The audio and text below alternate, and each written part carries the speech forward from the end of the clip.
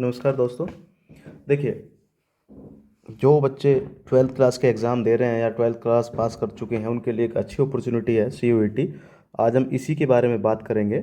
CUET क्या होता है? ये common university entrance test 2024 UG के लिए होता है। यूजी का मतलब है अंडर ग्रेजुएट कोर्सेज़ के लिए। लाइक जैसे 12th के बाद आप लोग BSc करेंगे या फिर आप लोग BA करेंगे, ठीक है। कॉमर्स वाले BCom करेंगे या फिर आप कुछ कुछ बीटेक के लिए भी। तो सेंट्रल यूनिवर्सिटीज़ हैं जिनको डायरेक्टली सेंटर गवर्न करती है, उनके उनके में एडमिशन के लिए एक कॉमन एंट्रेंस हुआ था। ये लास्ट ईयर से हो रहा है आपका। तो इसमें अच्छी अपॉर्चुनिटी है आपको कि अब कोई भी मेरिट के बेस पे एडमिशन नहीं होगा, अब डायरेक्ट एंट्रेंस बेस पे होगा और आपके स्कोर के बेस पे होगा। तो उसी के बारे में थोड़ा सा डिस्कशन करने के लिए आज ये वीडियो है। तो मैं आपको इसमें सारी जानकारी दूंगा कि आपकी एग्ज़ाम डेट वगैरह कब है और कैसे फॉर्म भरा जाएगा, कब फॉर्म भरा जाएगा और कौन कौन सी यूनिवर्सिटी इसमें पार्टिसिपेट कर रही हैं और कौन कौन सी यूनिवर्सिटी आपको कौन कौन से कोर्स ऑफर कर रही हैं जो आपके लिए सूट होंगे, और आपको किस किस एग्ज़ाम का किस किस सब्जेक्ट का पेपर देना है, क्योंकि इसमें काफ़ी पेपर होते हैं। तो इसके बारे में हम लोग सम कंप्लीट डिस्कशन करेंगे। ठीक है, चलिए हम लोग जैसे स्टार्टिंग में देखते हैं, वीडियो शुरू करते हैं अपनी हम लोग।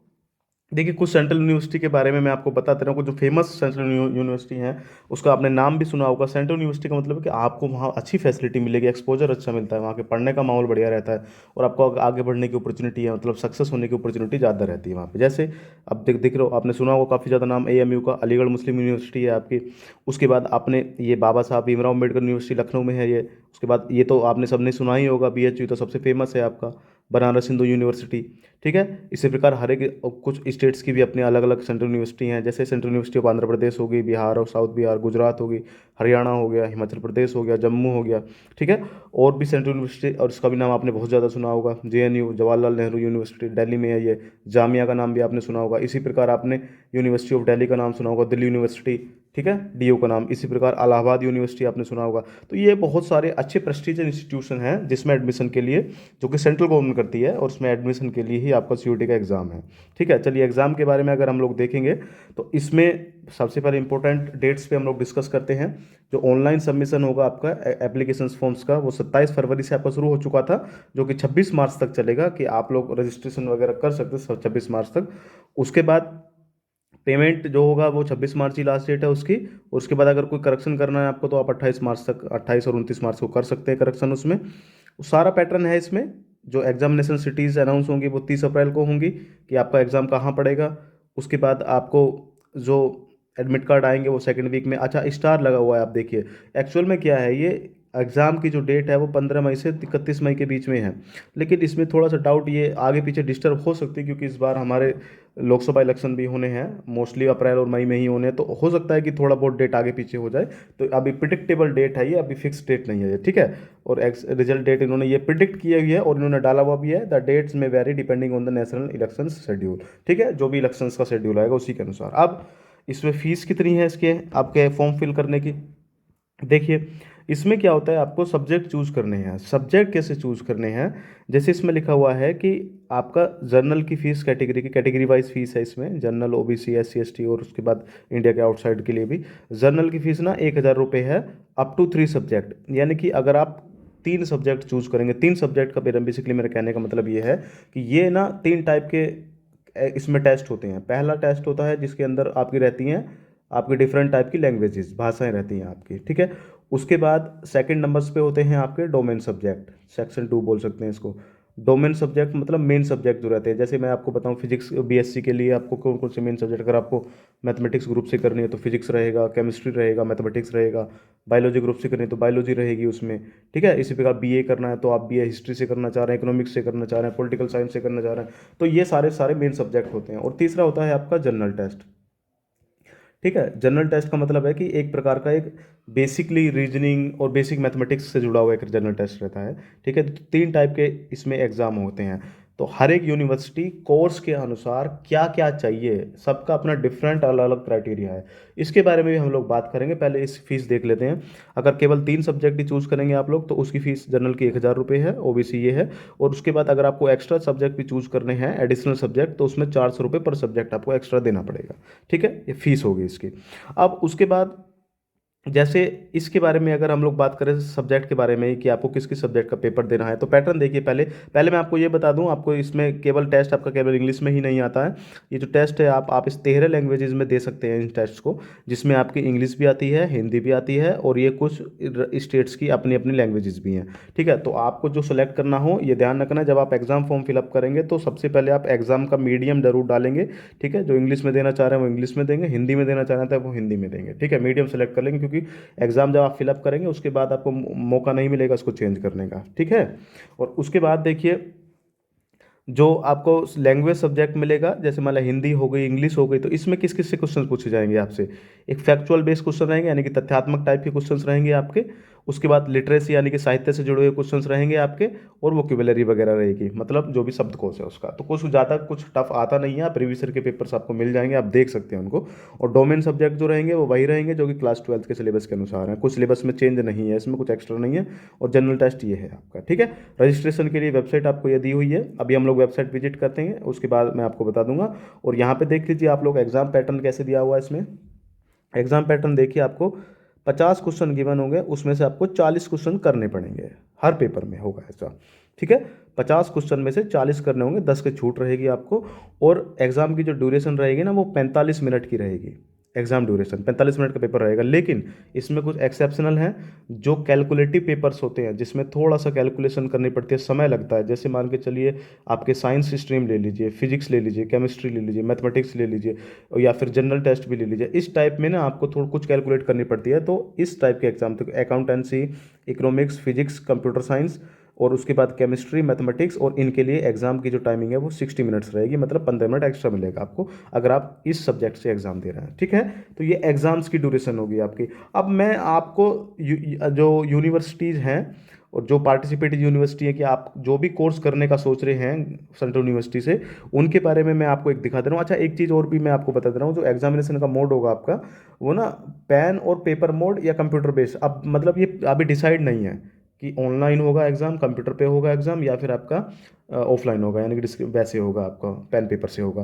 क्योंकि अब बच्चों की संख्या के आधार पे डिसाइड होगा, अगर बच्चों की संख्या ज़्यादा रहेगी तो फिर ऑनलाइन होगा। ठीक है, अगर बच्चों की संख्या थोड़ा लिमिटेड रहेगी तो ये आपका ऑफलाइन भी पेपर हो सकता है। ठीक है, वो आपको टाइम टू टाइम बता दिया जाएगा, उसकी जो भी डिटेल्स होगी उसमें। ठीक है, उसके बाद ये दिया, नेक्स्ट में ये सब दिया गया है कि आपका पेपर्स किस, जिसमें भी आप देना चाह रहे हैं लैंग्वेजेस में, कौन कौन से में रह सकता है आपका। ठीक है, अच्छा, अगर आगे बात करें हम लोग, जैसे इसमें क्वेश्चन में मैंने आपको पहले भी बताया था कि 3 टाइप के पेपर्स रहेंगे, सब्जेक्ट रहेंगे, जिसमें टोटल 61 सब्जेक्ट दे रखे हैं आपको सीयूईटी में, जिसमें 33 सब्जेक्ट तो लैंग्वेज के हैं, जिनमें से आपको आप कोई सा एक चूज कर सकते हैं। ठीक है, और उसके बाद 27 सब्जेक्ट है डोमेन मेन सब्जेक्ट जो है आपके, और उसके बाद एक जनरल टेस्ट है आपका, तो ओवरऑल 61 है। तो आपको 61 नहीं करने हैं। इसमें थोड़ा सा चेंज इस बार पिछली बार के मुकाबले ये है कि पिछली बार आप 10 टेस्ट पेपर चूज कर सकते थे, लेकिन इस बार मैक्सिमम आपको 6 ही करना है आपको।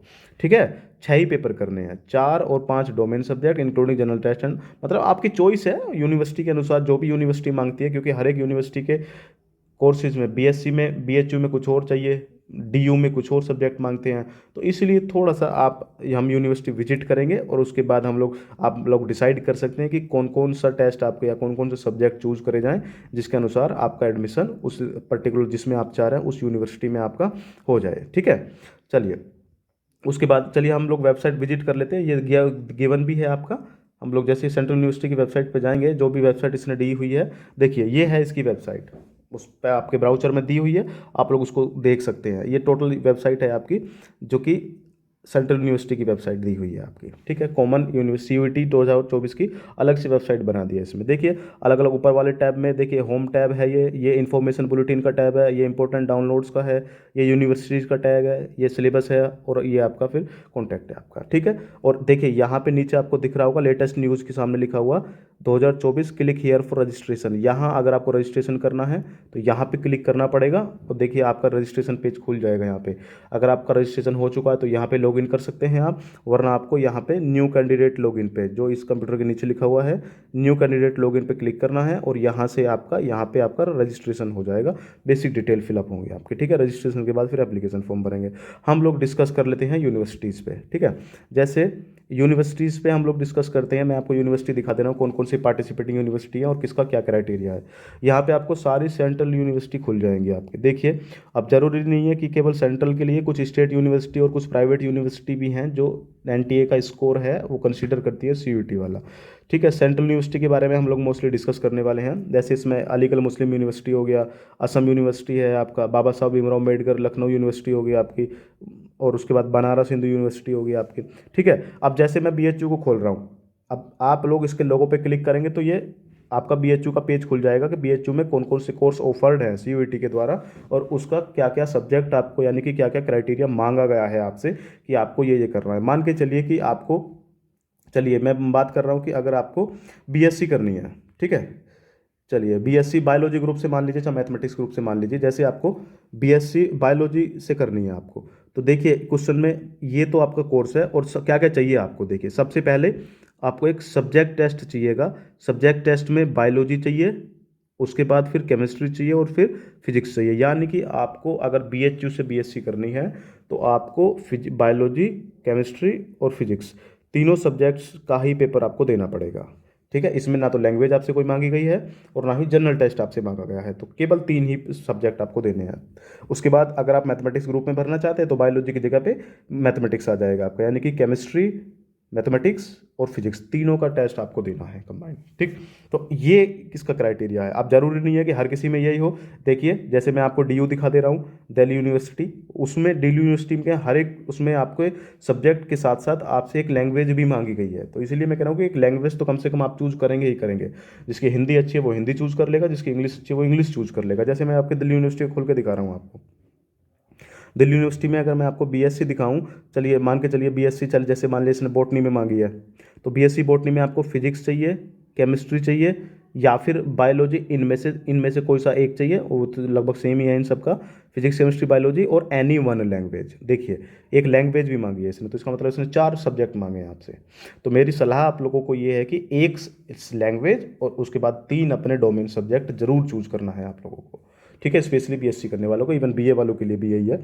अब जैसे मान के चलिए आपको बीएससी केमिस्ट्री में करनी है, आपको ऑनर्स का मतलब होता है कि आप किसी एक पर्टिकुलर सब्जेक्ट में करना चाह रहे हैं, तो अगर बीएससी केमिस्ट्री से करनी है तो उसके लिए आपको फिजिक्स वाला, केमिस्ट्री वाला और मैथमेटिक्स तीनों देने पड़ेंगे, और उसके अलावा एक लैंग्वेज भी देना पड़ेगा आपको। तो बेसिकली दिल्ली यूनिवर्सिटी के किसी भी कोर्सेज के लिए एलिजिबिलिटी जो है वो डोमेन 3 डोमेन सब्जेक्ट के साथ साथ एक लैंग्वेज भी आपको देना है, ठीक है।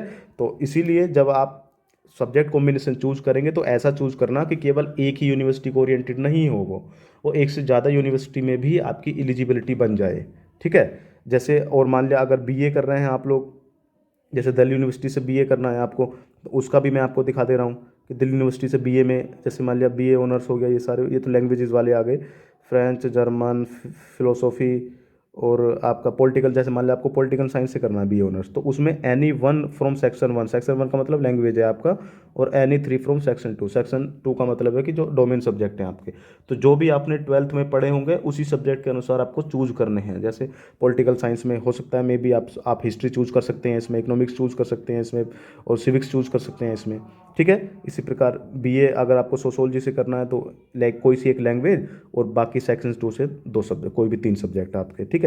तो मेनली दिल्ली यूनिवर्सिटी के लगभग हर कोर्स में आपको एक लैंग्वेज और उसके अलावा तो 3 सब्जेक्ट है डोमेन सब्जेक्ट, वो चूज करना है आपको। आप चाहे बीएससी करें चाहे बीए करें, आपको लगभग हर एक यूनिवर्सिटी का लगभग इसी प्रकार का अपना अलग अलग क्राइटेरिया है। जैसे यूनिवर्सिटी ऑफ हैदराबाद है आपकी, यूनिवर्सिटी ऑफ हैदराबाद देख लीजिए, ये ज़्यादा कोर्स ऑफर नहीं करती है university of Hyderabad, integrated course he offer कर रही है फिलहाल यहाँ पे। और अगर आप मतलब कुछ लोग चाहेंगे बीटेक भी करना चाहेंगे अगर सेंट्रल यूनिवर्सिटी से, तो ये बाबा साहब अम्बेडकर है सेंट्रल यूनिवर्सिटी आपकी, ये देखिए ये बीटेक के लिए भी एलिजिबिलिटी मांगती है, ये बीटेक कराती है। देखिए जैसे आपको बीटेक है, सिविल इंजीनियरिंग से करना है, कंप्यूटर इंजीनियरिंग से करना है, इलेक्ट्रिकल से करना है, आपको इलेक्ट्रिकल एंड कम्युनिकेशन इंजीनियरिंग से करना है, तो इसमें देख लीजिए आपको हर एक उसमें चॉइस दी हुई है कि आपका पैटर्न क्या क्या होना चाहिए। अगर आपको बीटेक करनी है सिविल इंजीनियरिंग से तो आपको एक लैंग्वेज, ठीक है, कोई सी भी एक, और उसके बाद सेक्शन 2 और 3 फिजिक्स केमिस्ट्री मैथमेटिक्स ऑल 3, देखिए तीनों एक साथ, तीनों सब्जेक्ट चूज करने हैं। तो इसमें भी लगभग वही क्राइटेरिया है बीटेक के लिए भी। सब देखिए, जैसे आप लोग मान लिया एक लैंग्वेज चूज कर लेंगे और 3 सब्जेक्ट चूज कर लेंगे, उसके बाद ओवरऑल आपका एक स्कोर बनेगा जिसको एनटीए स्कोर बोलेंगे। हर एक यूनिवर्सिटी अपना एनटीए स्कोर के बेस पे अपनी एक मेरिट लगाएगी। तो अगर आपका नाम उस मेरिट में आ जाएगा तो आप वहाँ जाके उसमें एडमिशन ले सकते हैं। ठीक है, ये क्राइटेरिया है सारा इसका, ये है सब कुछ सेंट्रल यूनिवर्सिटी। वेबसाइट है ये, आपका ब्राउज़र में सारी वेबसाइट है, आप लोग इसको विजिट करके देख सकते हैं। जो भी कोर्स आपको करना है, जिसमें भी यूनिवर्सिटी में आपको एडमिशन लेना है, उसका थोड़ा सा पहले समय लगाइए, उसका क्राइटेरिया देखिए और उसी क्राइटेरिया के अनुसार आप सब्जेक्ट चूज करिए अपने। मोस्टली जैसे मैं बता दूं, कोई किसी को बीए करनी है या बीएससी करनी है तो उसको तो एक लैंग्वेज सब्जेक्ट, जनरल टेस्ट की कोई ज़रूरत नहीं है बीए और बीएससी करने वाले को। ठीक है, तो उसको एक लैंग्वेज सब्जेक्ट और उसके लैंग्वेज के अलावा आपका 3 मेन सब्जेक्ट आपके, तो वो तो करने ही करने हैं। जो बीएससी करने वाले को, मैथ्स ग्रुप वाले को फिजिक्स केमिस्ट्री मैथमेटिक्स, और बायोलॉजी वाले को फिजिक्स केमिस्ट्री बायोलॉजी। बीए वाला अगर कोई हो तो उसको भी बीए जो भी उसने 12th क्लास में 3 सब्जेक्ट पढ़े होंगे, ठीक है, उनके उनमें एंट्रेंस उसको देना है। मतलब हिस्ट्री हो गई, इकोनॉमिक्स हो गई, पॉलिटिकल साइंस हो गई, आपकी साइकोलॉजी हो गई, कुछ लोगों ने साइकोलॉजी पढ़ा होगा। ठीक है, इसी प्रकार जो भी सब्जेक्ट्स होते हैं आपके सारे। क्लियर है ये बात? आई होप आपको समझ में आ गया है। और उसके बाद आपको क्या करना है, देखिए आप लोग अगर अपियरिंग में रिजल्ट आपका नहीं आया तो भी आप फॉर्म फिलअप कर सकते हैं, क्योंकि रिजल्ट बाद में आ जाएगा। मिनिमम एलिजिबिलिटी है कि 50% आपका स्कोर चाहिए पास 12th क्लास में, तो आई थिंक 50% तो अब लगभग सभी का आ ही जाता है। ठीक है, तो उसमें ज़्यादा टेंशन लेने की ज़रूरत नहीं है। और उसके बाद अब एग्जामिनेशन फॉर्म कैसे फिल करना है, देखिए जब आप एग्जामिनेशन फॉर्म फिल करने जाएंगे उसी वेबसाइट पे, जो वेबसाइट मैंने दी थी और डिस्क्रिप्शन में वेबसाइट डाल दूंगा, आप लोग देख लेते हैं विजिट करके। रजिस्ट्रेशन कर लेना है सबसे पहले। रजिस्ट्रेशन में यही पर्सनल डिटेल्स पूछी जाती हैं आपसे, जो भी डिटेल्स हैं सारी, इसमें कुछ ऐसी बात नहीं जो आपको नहीं पता है। पर ध्यान ये रखना है कि इसमें सही करेक्ट डिटेल ही फिलअप करनी है, कुछ भी गलती से गलत मत कर देना। ठीक है, नहीं तो दिक्कत हो जाती है बाद में फिर। ठीक है, एड्रेस भी अपना थोड़ा सावधानी से देना है। उसके बाद एक पासवर्ड चूज कर लेना है, तो आपका एक रजिस्ट्रेशन नंबर और एक पासवर्ड के थ्रू आप लोग फिर लॉग इन कर सकते हैं। ये पासवर्ड का एक टाइप दिया है कि आप इस तरीके से 8 करेक्टर का एक पासवर्ड बना सकते हैं। ठीक है, जैसे ये रजिस्ट्रेशन हो जाएगा आपका, यहाँ तक जो ये 34 तक हैं ये रजिस्ट्रेशन की आपकी हैं। जैसे रजिस्ट्रेशन आपका हुआ उसके बाद आप लोग फिर से लॉगिन करेंगे और एप्लीकेशन फॉर्म आपका खुल जाएगा। उसी एप्लीकेशन फॉर्म्स पे आप लोग को फिर से वही डिटेल्स लगभग फिलअप करनी है सारी, अपनी डिटेल्स, अपने गार्जियंस की डिटेल्स। ठीक है, ये सारी डिटेल्स। उसके बाद एड्रेस आपका आ जाएगा, कोटा आ जाएगा आपका। देखिए इसमें आपको कोटा भी मिलेगा, अगर आपके पास एनसीसी है तो उसका बेनिफिट मिलेगा आपको। यहाँ पे देखिए एनसीसी का कोटा भी है इसमें गिवन है, तो इसलिए अगर आपके पास एनसीसी थी तो उसका कोटा डाल देना, उसका कुछ आपको मेरिट में बेनिफिट मिल जाएगा आपका। ठीक है, उसके बाद आपको सारी क्वालिफिकेशन, हाई स्कूल वाली सारी क्वालिफिकेशन डाल देनी है। उसके बाद इंटर वाली क्वालिफिकेशंस हैं, अगर इंटर वाला रिजल्ट आपका नहीं आया है तो आपको रिजल्ट रिजल्ट नहीं दिखाना, रिजल्ट आपका अपियरिंग में दिखा देना। देखिए ये दिख रहा है ना रिजल्ट स्टेटस, आपसे पूछेगा रिजल्ट स्टेटस, आप लोग ड्रॉप डाउन करके अगर रिजल्ट आप 12वीं पास हैं तो पास दिखा देंगे, अगर आप अपियरिंग है तो केवल अपियरिंग दिखाएंगे, तो आपको फिर ये सारी डिटेल नहीं भरनी पड़ेगी आपको। ठीक है, उसके बाद आपको एग्जामिनेशन सेंटर चूज करने के लिए बोलेगा, तो एग्जामिनेशन सेंटर आप लोग अपने पास का एग्जामिनेशन सेंटर चूज कर सकते हैं जो भी आपके पास पड़े। उसके बाद आपसे फिर यूनिवर्सिटी सेलेक्ट कराएगा। देख ले, इसमें थोड़ा सावधानी देनी है आपको। तो जो जो यूनिवर्सिटी आपको सेलेक्ट करनी है उनको आराम से एक पेज पे लिख के रख लेना है, और जो भी सब्जेक्ट लेने हैं उन सब्जेक्ट का कोड के अनुसार, आपने देखा होगा जब मैंने आपको सब्जेक्ट दिखाए थे तो उनके सामने कोड लिखा हुआ था, तो कोड भी थोड़ा नोट डाउन कर लेना है। और उसके बाद यूनिवर्सिटी आपको सेलेक्ट कर देनी है। जैसे ही आप एक यूनिवर्सिटी सेलेक्ट करेंगे उसमें अंदर जो भी कोर्स ऑफर्ड है आपको उन कोर्स को सेलेक्ट करना पड़ेगा। ठीक है, जैसे ही आपने कोर्स सेलेक्ट कर दिए उसके बाद आपको टेस्ट पेपर सेलेक्ट कर देना है, टेस्ट पेपर सेलेक्ट हो जाएगा। ठीक है, टेस्ट पेपर सेलेक्ट होने के बाद आपको टेस्ट पेपर का ना मीडियम सेलेक्ट करना है। ध्यान रखना यहाँ पे मीडियम, ये अगर एक बार ये गलत हो गया तो नहीं बदलेगा। मीडियम का मतलब है कि आप किस लैंग्वेज में पेपर देना चाह रहे हैं, हिंदी में या देना चाह रहे हैं या इंग्लिश में देना चाह रहे हैं। तो जैसे ही आप यूनिवर्सिटी सेलेक्ट करेंगे, प्रोग्राम सेलेक्ट करने के बाद आप टेस्ट पेपर सब्जेक्ट चूज करेंगे, और उसके बाद सब्जेक्ट का मीडियम चूज करेंगे, उसके बाद दूसरा सब्जेक्ट, तीसरा सब्जेक्ट। ठीक है, तो आप लोग सब्जेक्ट चूज जितने भी आप करेंगे सब्जेक्ट चूज कर सकते हैं आपसे। ठीक है, मैंने आपको क्राइटेरिया बता दिया है। ठीक है, और लास्ट में आपको डॉक्यूमेंट अपलोड कर देना। डॉक्यूमेंट में क्या क्या होगा, आपका फोटोग्राफ होगा और आपके सिग्नेचर्स होंगे, बस ये दो ही होंगे। और ध्यान, इसमें रिमार्क में आपको दे रखा है कि फोटो का और सिग्नेचर का साइन, जो आपका साइज है वो कैसा रहना चाहिए, इसको तो आप लोग आराम से गूगल पे डाल के सेलेक्ट कर सकते हैं साइज़ को। ठीक है, तो ये सब कुछ था, आपको ये सब कुछ भर देना है इसमें। और देखिए यहाँ भी आपकी सेंट्रल यूनिवर्सिटी की लिस्ट दे रखी है ब्राउज़र में भी। ब्राउज़र आप लोग आराम से उस वेबसाइट से ब्राउज इन्फॉर्मेशन बुलेटिन मिल जाएगा आपको। ब्राउज़र थोड़ा लेंदी है, इसमें जो इंपॉर्टेंट पार्ट है वही मैंने आपको दिखाया बस। यहाँ पे ये सेंट्रल यूनिवर्सिटीज़ की लिस्ट है आपकी अभी। अच्छा, एक चीज़ और इसने बोला हुआ है यहाँ पे कि ये ना डायनेमिक है, मतलब सारी यूनिवर्सिटी जरूरी नहीं है पार्टिसिपेट करें, कुछ बाद में भी आ सकती हैं। ठीक है, एनटीए स्कोर पे।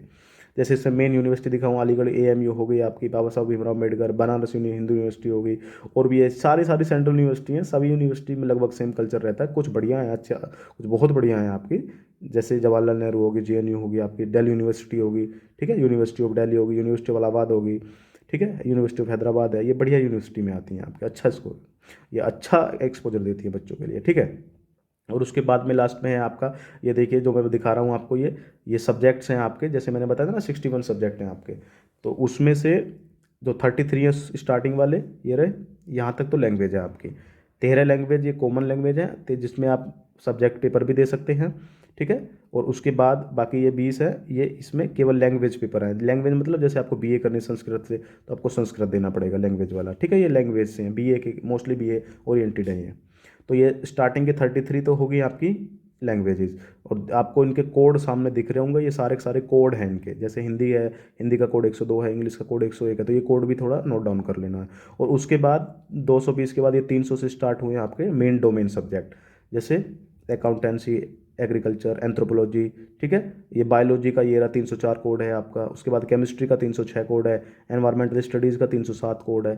तो ये कोड ही डलने हैं आपको पेपर में, जब आपसे आप यूनिवर्सिटी सेलेक्ट करेंगे, प्रोग्राम सेलेक्ट करेंगे, उसके बाद आपसे वो पूछेगा सब्जेक्ट कौन कौन से हैं, ठीक है। तो ये थोड़ा सा ध्यान रखना। हिस्ट्री का देखिए 314 हो गया, मैथमेटिक्स का 319 हो गया, फिजिक्स का 322 है, पॉलिटिकल साइंस का 323 है, सोशोलॉजी का 326 है। इस प्रकार से आप लोग को ये चूज करना। और जनरल टेस्ट ये है आपका। तो BA BSc वालों के लिए जनरल टेस्ट कोई नेसेसरी नहीं है, ज़्यादातर यूनिवर्सिटी नहीं मांगती है BA BSc में। अगर आपको बीटेक करनी है या वोकेशनल में जाना है आपको, ठीक है, वोकेशनल वाले, तब आपसे जनरल टेस्ट मांगा जाता है, ठीक है।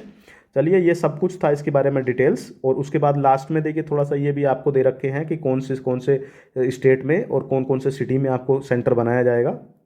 बिहार में भी सेंटर दे रखे हैं आपको बहुत सारे, ये रहे छत्तीसगढ़ में दे रखे हैं, हर एक स्टेट में आपको सेंटर दे रखे हैं। जैसे मान लिया हम अपने स्टेट की बात करें, अगर उत्तर प्रदेश की बात करें, तो उत्तर प्रदेश में देखिए लास्ट में आपको मिल जाएगा उत्तर प्रदेश में और कहाँ कहाँ सेंटर आपके बनेंगे।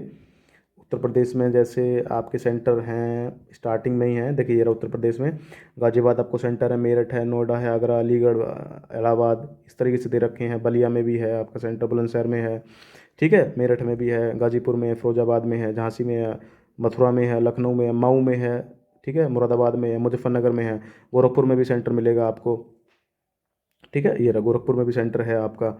तो आप लोग अपने सुविधा के अनुसार, कन्वीनियंट के अनुसार, जहाँ भी आप पास में सेंटर होगा आप उसको चूज कर सकते हैं, ठीक है।